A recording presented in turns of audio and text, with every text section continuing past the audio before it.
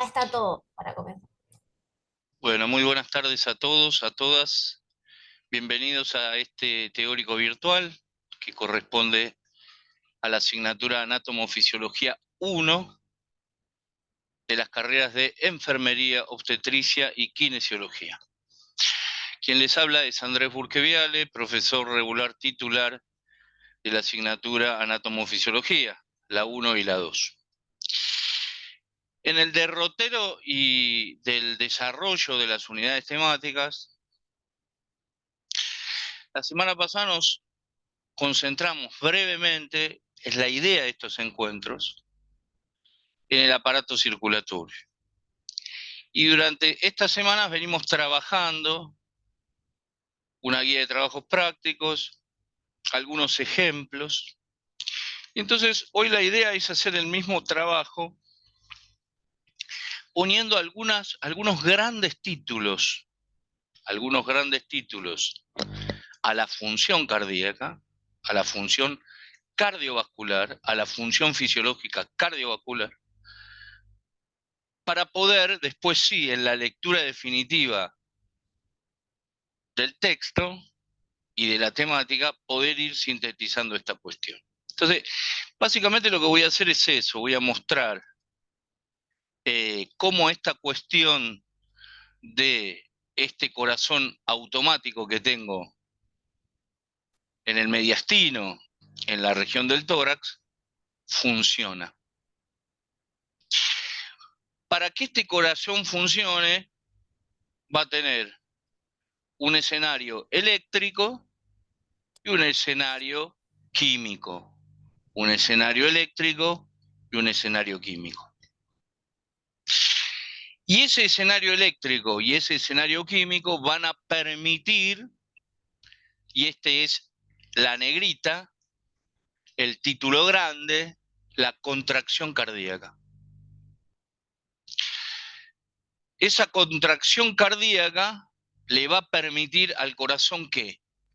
Bombear sangre mediante la circulación mayor a todo el organismo y mediante la circulación menor a los pulmones para realizar el intercambio gaseoso. ¿Cómo se da esta contracción cardíaca? Y ahí vuelvo a poner negrita y pongo esta frase. Se da de manera ordenada, en forma rítmica, y quien la conduce va a ser una de las tres capas del corazón, la más importante en volumen celular, que es el miocardio. O capa muscular del corazón. En condiciones fisiológicas se desencadena el potencial de acción de la célula del miocardio. Esa es otra negrita que hay que poner, el potencial de acción de la célula del miocardio. Este potencial de acción cardíaco, que es el que me permite la contracción del corazón, se va a originar ¿a dónde? Se va a originar en el sistema de conducción del corazón, un título, tiene un sinónimo, sistema cardionector o sistema de conducción del impulso nervioso del corazón. Todo esto para provocar esa contracción cardíaca rítmica que tiene mi corazón. Está formado por elementos este sistema de conducción del corazón. El primer elemento, como células especializadas, se denomina nódulo sinoauricular o nódulo sinusal. Nódulo sinoauricular o nódulo sinusal. De ahí viene que cuando usted quizás haya hecho alguna consulta cardíaca y le hayan hecho un electrocardiograma, si el electrocardiograma fue normal, el informe del clínico, del cardiólogo va a ser, digamos, básicamente la frecuencia cardíaca y el ritmo que usted tenía en ese momento, el ritmo cardíaco que usted tenía en ese momento, y si era normal va a decir ritmo sinusal. Todos los ruidos exteriores que aparezcan salen en la grabación, entonces la verdad que desvirtúan la grabación. Lo aclaro porque hay alguien que tiene el micrófono prendido y esos sonidos desvirtúan la grabación. Ese nódulo sinusal o sino auricular, según la literatura que usted lea, es el que va a actuar como marcapaso cardíaco. ¿Se entiende? Es el que me va a permitir que el corazón se contraiga y se relaje, le dé el paso, el marcapaso cardíaco. Esos impulsos generados en el nódulo sinusal se van a proyectar, ¿sí? Se van a proyectar a las aurículas, aurícula derecha, aurícula izquierda.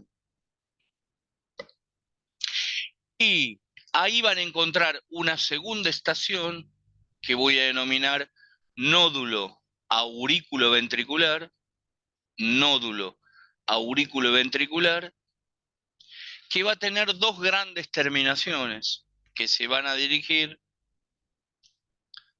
a los ventrículos mediante el haz de His, AHZ, His, H-I-S, el haz de His, y las fibras de Purkinje,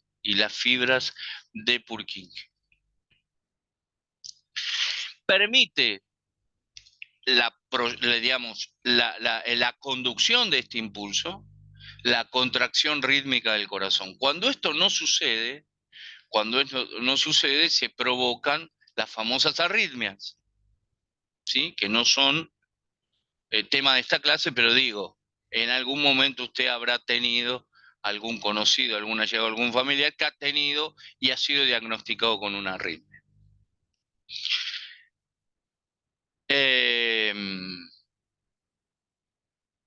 Lo importante de este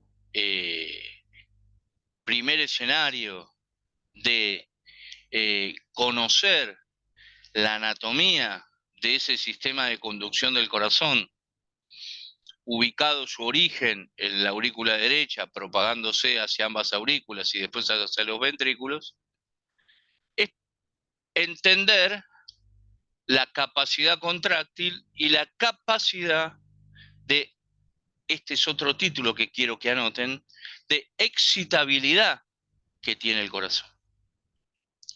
Y básicamente es un corazón excitable a partir de su capa muscular.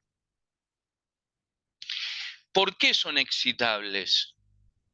Porque son capaces de responder a un estímulo.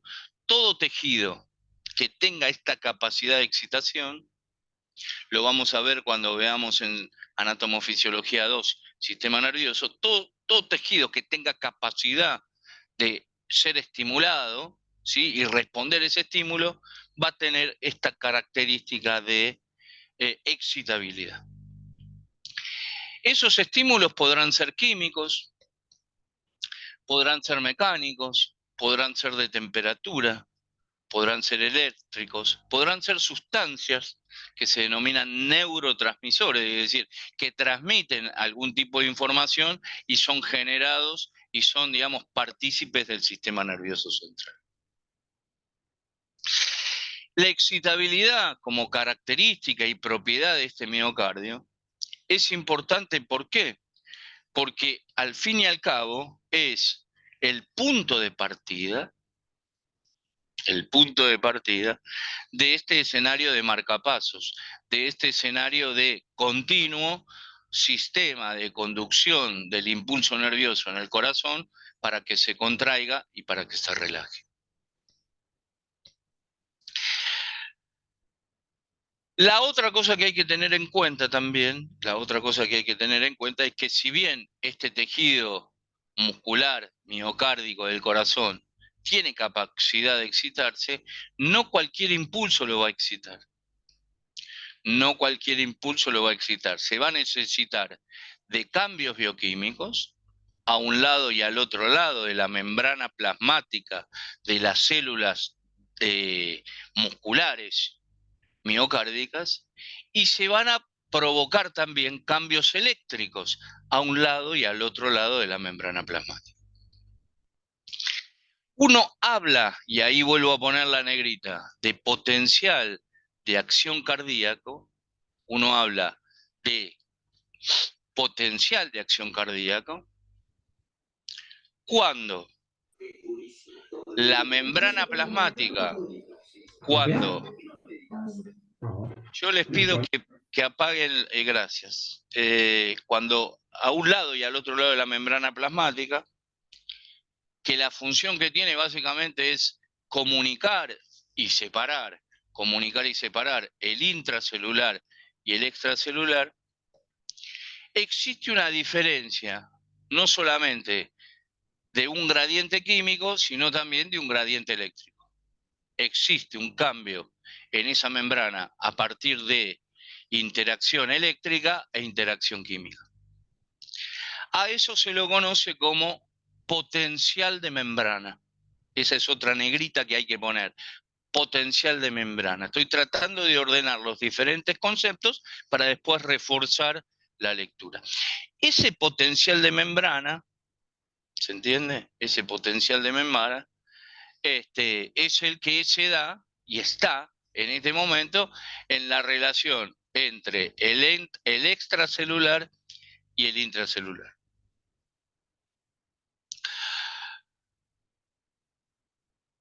Ese potencial de membrana, en el momento que no se contrae, la célula miocárdica está en reposo. Y entonces uno habla de potencial de reposo. El potencial de reposo tiene un valor que se mide en la milésima parte del voltio, milivoltios, con un valor de menos 80 a menos 90 milivoltios en el momento de la relajación. Tanto de las células del miocardio globales del corazón, ¿sí? Esto es para todo el corazón. El corazón hay que recordar que desde el punto de vista anatómico tiene 4 cavidades, las 2 aurículas y los 2 ventrículos. Cuando hablo de todo el miocardio, hablo de todo el miocardio que forma parte del corazón y forma a su vez en forma particular cada una de estas cavidades. Esto es en las células miocárdicas musculares. Ahora, hay una diferencia con este sistema de conducción del impulso nervioso del corazón, donde en el haz de His y en las fibras de Purkinje, ese potencial de reposo oscila entre menos 60 y menos 50 milivoltios. Esto se da básicamente en el nódulo sinusal y en el nódulo auriculoventricular. Si estas condiciones se dan, esas células miocárdicas están en condiciones, como yo decía hace unos minutos, de ser excitadas, de cumplir con una de las propiedades del miocardio, que es la excitabilidad. Esa excitabilidad va a comenzar, ¿sí?, con un proceso que se llama despolarización. Y va a llegar hasta lo que se llama potencial de umbral. Ahí también pone una negrita, potencial de umbral. ¿Y qué es ese potencial de umbral? Ese potencial de umbral es cuando se da un cambio que es reversible de esa membrana plasmática de la célula miocárdica, y a eso se conoce como potencial de acción cardíaco, lo podés encontrar así, potencial de acción de la célula cardíaca. Tiene un valor, ¿sí? Yo después eso lo voy a colgar en el campus. No hay que saberlo, pero hay que tener una idea. Yo les voy a contar 2 o 3 cosas muy básicas, pero digo, hay que tener una idea de la cuestión. ¿Por qué? Porque ese potencial de acción cardíaco va a tener diferentes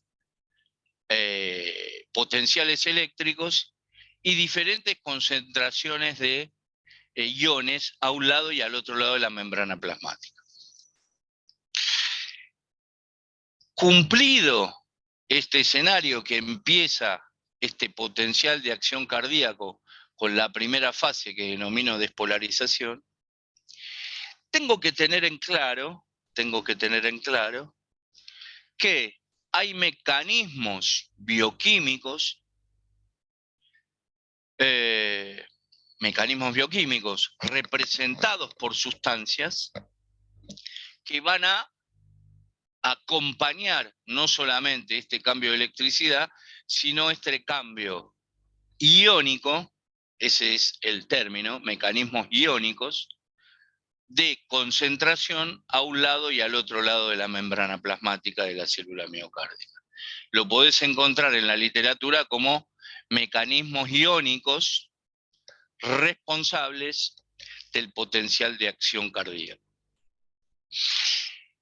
Estos iones van a ingresar o a egresar de la célula, del intra al extracelular y del extracelular al intracelular, por estructuras proteicas que se denominan canales iónicos. Canales iónicos. ¿Y por qué se van a dar estos canales iónicos y el ingreso y el egreso de esas sustancias? Por cambios de voltaje. ¿Está bien? Esto que yo decía. La célula pasa de menos 90 a más 10, más 20, más 30. Entonces, en ese cambio de voltaje, más allá del gradiente eléctrico, también se da este egreso o ingreso de iones por estos canales iónicos. Estos canales iónicos van a tener en la membrana plasmática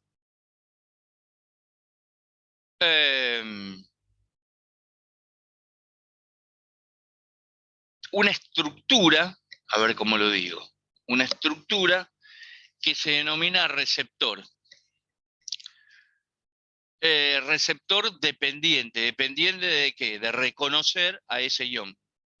Los iones que van a intervenir en el potencial de acción de la célula miocárdica son el sodio, el potasio y el calcio. El sodio, el potasio y el calcio. Lo que es importante en relación a este potencial de acción cardíaca es que la activación y la apertura de estos canales iónicos para cambiar el voltaje, ese gradiente de voltaje, y modificar la composición del potencial de membrana y del medio intracelular, se va a dar a partir de ingreso de iones positivos,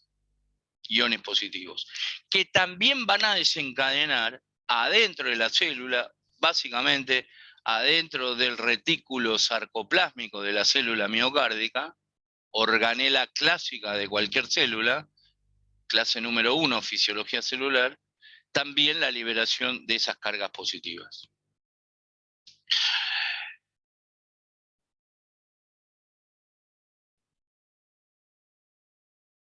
Punto importante. El potencial de acción se inicia con una fase que se denomina fase 0. Fase de despolarización rápida. Cambio de voltaje a un lado y al otro lado de la membrana, rápida. Y esta acción se da a partir de la apertura, yo lo dije, de canales de sodio, voltaje dependientes. Este ingreso de ese sodio extracelular al intracelular genera esta despolarización, genera este cambio de voltaje en la membrana plasmática de la célula miocárdica, que produce esta despolarización rápida o fase 0. La idea es que va a provocar este cambio de despolarización, como yo decía, de menos 80, menos 90 milivoltios a más 20, más 30 milivoltios. Eso sucede en la célula miocárdica. Hay una diferencia. En las células especializadas del sistema de conducción del corazón, las del nódulo sinusal y la del nódulo aurículo-ventricular, el ion responsable de esta despolarización es el calcio. Es el calcio, que lo mismo provoca un cambio despolarizante, digamos, un cambio de voltaje en la membrana para, básicamente, aumentar la densidad de concentración en el intracelular.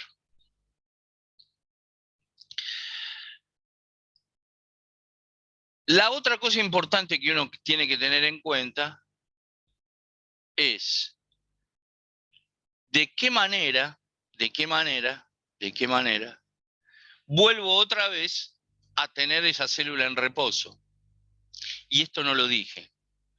Hablé del momento eléctrico, hablé de los gradientes de concentración química, sodio en la célula miocárdica y en las células especializadas del sistema de conducción nerviosa del calcio, pero no hablé de la capacidad que tiene ese tejido para volver, entre comillas, al reposo. ¿En qué tiempo se da ese reposo o esta excitabilidad y despolarización? En milisegundos. Cada uno de estos efectos se mide en milisegundos. Y las concentraciones se miden en cantidad de ese sodio y potasio, y la electricidad se mide en milivoltios. ¿Sí? Todo esto que está sucediendo, incluso está sucediendo en este momento, ocurre en milisegundos. ¿Qué es un milisegundo? Es la milésima parte del segundo. Hay escenarios anatomofisiológicos, básicamente del sistema de conducción, que parecieran enlentecer. ¿Para qué? Para mantener el ritmo de contracción y de relajación a una frecuencia cardíaca constante.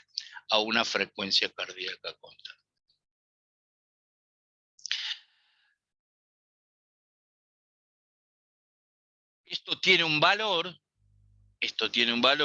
en las células cardíacas. El proceso de vuelta otra vez al reposo se denomina repolarización. Y uno pudiera decir que entre esa despolarización, ¿no? Mejor dicho, entre el umbral, la despolarización y la repolarización, uno va a invertir en tiempo aproximadamente entre unos 170 a 350 milisegundos. Esto, cuando uno lo compara, por ejemplo, y tengo que hacer la comparación con la célula nerviosa o con las células musculares esqueléticas, sucede entre 1 y 10 milisegundos, es decir, es mucho más rápido la transmisión del impulso nervioso en el potencial de acción de la célula nerviosa.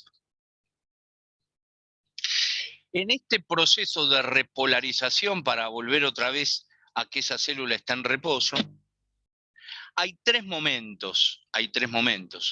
Vos lo podés leer como tres fases.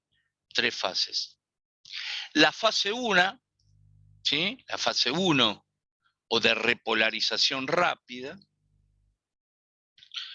básicamente es la inactivación del ingreso de sodio y la rápida activación de la salida de potasio hacia el extracelular.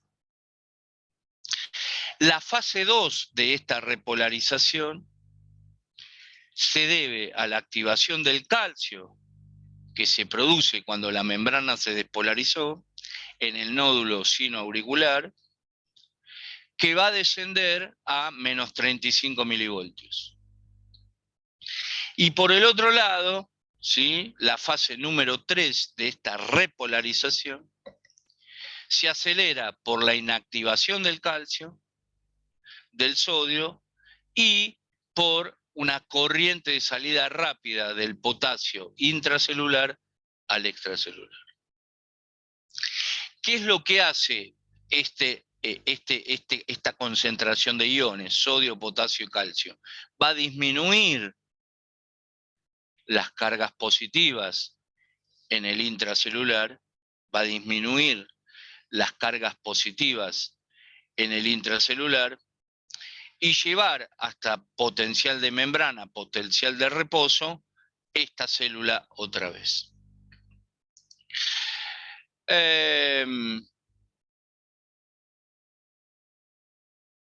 La última fase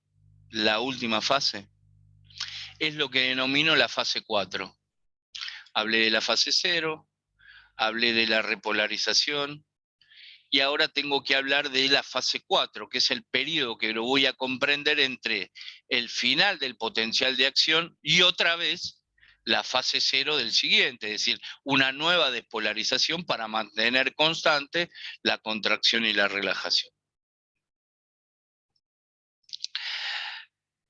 ¿Por qué puedo, entre comillas, relatar este escenario? Porque aquí también se pone en juego otra de las propiedades del miocardio, que es el automatismo. Hablé de excitabilidad y ahora hablo de automatismo. Segunda propiedad importante de la célula miocárdica. Segunda propiedad importante de la célula miocárdica. ¿Y por qué es importante este automatismo? Porque algunas células cardíacas, en este caso, aquellas que son capaces de generar el potencial de acción, lo hacen en forma automática. Esa es, digamos, tal vez la diferenciación más importante que tiene nuestro organismo, en el sentido de ese automatismo no es automático porque sí, es porque le permite seguir trabajando ese corazón en la contracción y en la relajación. En la contracción y en la relajación. En condiciones fisiológicas, ¿quiénes presentan actividad automática? ¿Qué estructuras presentan actividad automática? El nódulo sinusal, algunas estructuras, no todas, del nódulo aurículo-ventricular, el haz de His, las fibras de Purkinje y las venas coronarias subsidiarias de toda esta información, al igual que todo el corazón, en su inserción y desembocadura en la aurícula izquierda. Como sabemos, estoy viendo si no me paso en el horario, no, estamos bien. El impulso cardíaco se va a generar en el nódulo sinusal o sinoauricular, según el libro que leas. De ahí, ¿sí?, esa pequeña estructura que va a medir 3 por 5 milímetros, ¿dónde se localiza desde el punto de vista anatómico ese nódulo sinusal? En la confluencia de la vena cava superior con la orejuela derecha y la pared lateral de la aurícula derecha. Tomo como referencia la confluencia de la vena cava superior que desemboca en la aurícula derecha. Resulta que la aurícula derecha tiene como una tapa. A eso se denomina orejuela. Y la verdad que esa orejuela sirve de protección a esa confluencia, a esa llegada de la vena cava superior con la sangre venosa del cuello y de la cabeza. Estas células del nódulo sinoauricular son más pequeñas y producen una calidad de impulso a una frecuencia que va a oscilar entre los 60 a 90 latidos por minuto. A una frecuencia que va a oscilar entre los 60 y los 90 latidos por minuto.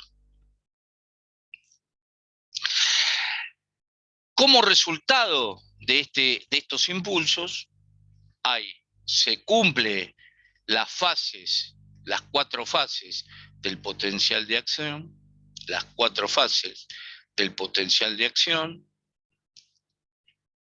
Y también se cumple esto que yo decía al principio. Estas células del nódulo sinusal son el marcapaso cardíaco, ¿sí? El marcapaso cardíaco, el que le van a dar el ritmo y lo van a expandir a todo el territorio del corazón como marcapasos subsidiarios. Es decir, fíjense lo maravilloso de esto desde el punto de vista fisiológico. Un grupo de células le marca el paso, para decirlo de alguna manera, a todo el corazón, no solamente para que se contraiga y se relaje, sino para que lo haga a una frecuencia determinada, entre 60 a 90 latidos por minuto. Profe, disculpe, quedan 2 minutos. Bien, entonces hagamos así. Salimos, volvemos a entrar. A mí me quedan 5 minutos, pero salimos y volvemos a entrar y volvemos a grabar.